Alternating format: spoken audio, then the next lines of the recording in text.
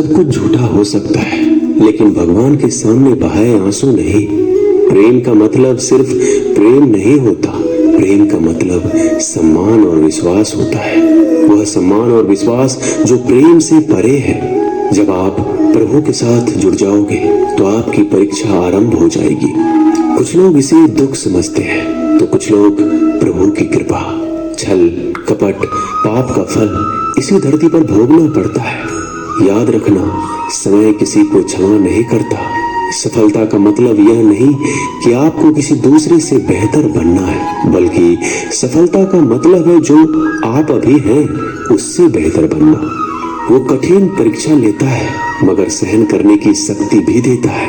आपकी जिंदगी में कुछ नहीं बदलेगा जब आप खुद को नहीं बदलेंगे।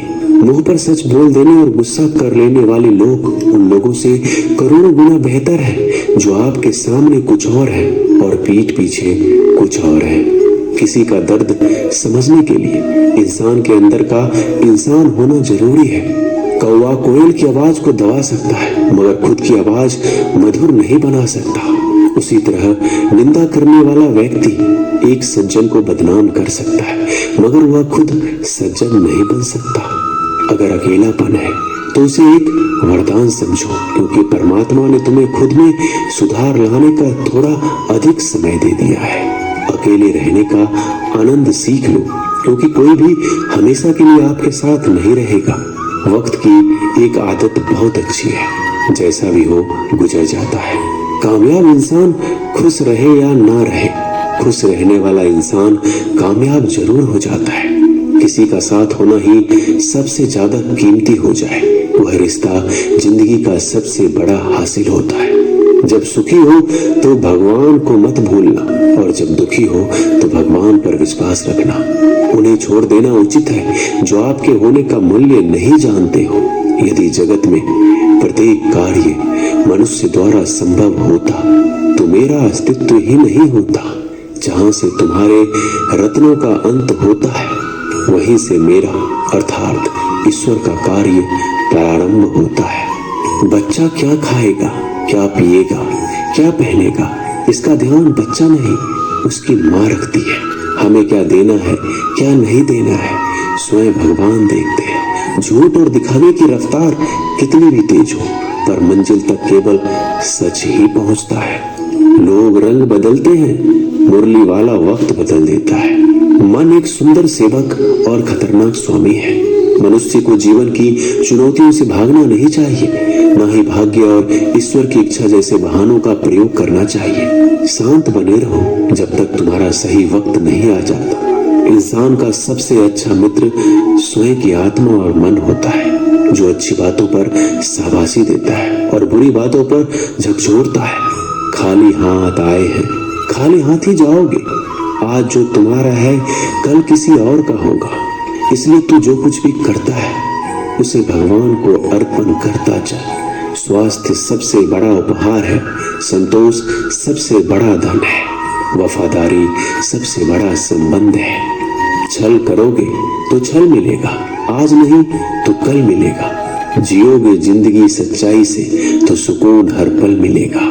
उपवास हमेशा अन्न का ही क्यों, लोभ, लालच, घृणा, चुगली, क्रोध और गंदे विचारों का भी होना चाहिए। मन का संकल्प और शरीर का पराक्रम यदि किसी काम में पूरी तरह लगा दिया जाए तो सफलता अवश्य मिलती है। भाग्य के दरवाजे पर सर पीटने से बेहतर है कर्मों का तूफान पैदा करें, दरवाजे अपने आप खुल जाएंगे। क्रोध की अवस्था में भ्रम जन्म लेता है, ब्रह्म बुद्धि को नष्ट कर देता है। बुद्धि के नष्ट होते ही व्यक्ति का पतन हो जाता है। पानी मर्यादा छोड़े तो विनाश होता है, यदि वाणी मर्यादा छोड़े तो सर्वनाश होता है। किसी को धोखा देना एक कर्ज है जो आपको किसी और के हाथों एक दिन जरूर मिलेगा। कलयुग है, हमेशा तैयारी के साथ ही रहना। मौसम और इंसान कब बदल जाए इसका कोई भरोसा नहीं। भगवान कहते हैं तुम मेरी ओर देखोगे, मैं भी तुम्हारी ओर देखूंगा। तुम जिस भाव से मुझे याद करोगे उसी भाव से मैं तुम्हारे पास आऊंगा।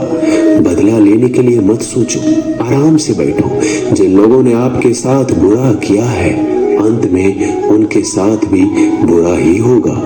इस दुनिया में जुनून जैसा कोई आंख नहीं है, मूर्खता जैसा कोई जाल नहीं है, नफरत जैसा कोई दरिंदा नहीं है और लालच जैसी कोई धार नहीं है।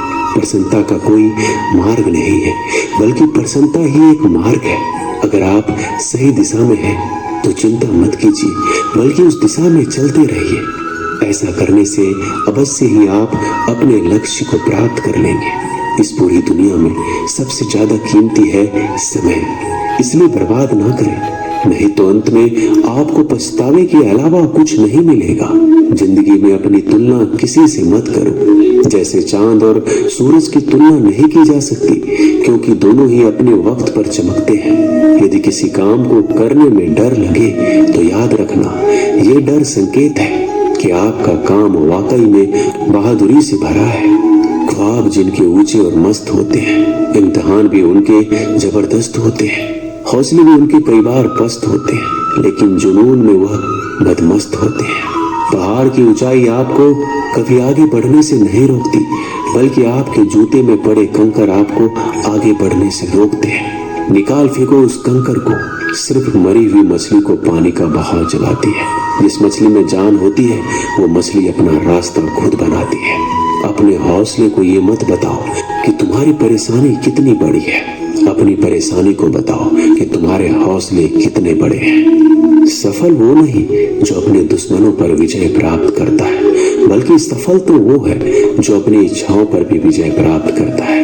अगर केवल इसलिए आपने अपने सपनों पर काम करना बंद कर दिया है क्योंकि किसी को लगता है कि आप उसे नहीं कर सकते, तो वो आपका सपना नहीं है, वो बस आपकी एक छोटी सी इच्छा है। जो लोग आपको नजदीक से नहीं जानते, उनकी बातों को दिल पर मत लो, आगे बढ़ो और कुछ करके दिखाओ। जिंदगी में अच्छे लोगों की तलाश मत करो, बल्कि खुद अच्छे बन जाओ। आपसे मिलकर शायद किसी की तलाश पूरी हो जाए। यदि आप उड़ नहीं सकते तो दौड़ो, यदि आप दौड़ नहीं सकते तो चलो, अगर आप चल नहीं सकते तो रेंगते हुए चलो, लेकिन हमेशा आगे बढ़ते रहो। एक बार गुरु ने अपने शिष्य से पूछा, क्या आप जानते हैं हमारे अंदर एक बड़ा युद्ध निरंतर चल रहा है। जब सारे शिष्य चुप रहे तब गुरुजी बोले, वास्तव में सबसे बड़ी लड़ाई हमारे अंदर दो भेड़ियों की है। एक काला भेड़िया जो क्रोध, हिंसा, अहंकार, दुख, गलानी, लालच, चोर, झूठ की भाषा बोलता है। दूसरा सफेद भेड़िया जो आनंद, प्रेम, दया, विचार और सद्भावना की भाषा बोलता है। इसी लड़ाई के शोर में हम पहले से मौजूद मन की शांति भूलकर उसे कहीं और ढूंढने की कोशिश करते हैं। गुरु ने कहा, हमें इस लड़ाई के शोर से कोई नहीं बचा सकता। ये लड़ाई मेरे अंदर ही चलती है और ये आपके अंदर भी है। शिष्यों ने गुरु की बात ध्यान से सुनी और पूछा, गुरुजी, तो इस लड़ाई में जीत किसकी होगी? गुरुजी ने कहा, वही भेड़िया जीतेगा जिसे तुम खाना दोगे। खाना देने का मतलब है हमारे पास शक्ति है ध्यान देने की। हम जिस भेड़ियों की बातों पर ध्यान देंगे वो बड़ा ताकतवर होता जाएगा। इसलिए हमेशा क्रोध से पहले दया चुनना चाहिए, लालच से पहले उदारता, चिंता से पहले शांति और स्थिरता जोड़नी चाहिए और चलन से पहले सद्भावना को चुनना चाहिए। ऐसा करते करते हमारा मन अपने आप आनंदित रहने लगता है। जैसे शरीर को आराम दिया जाए तो वो ठीक होने लगता है, वैसे ही मन की शोर से आराम मिलता है, तब वो खुद ब खुद निर्मल हो जाता है।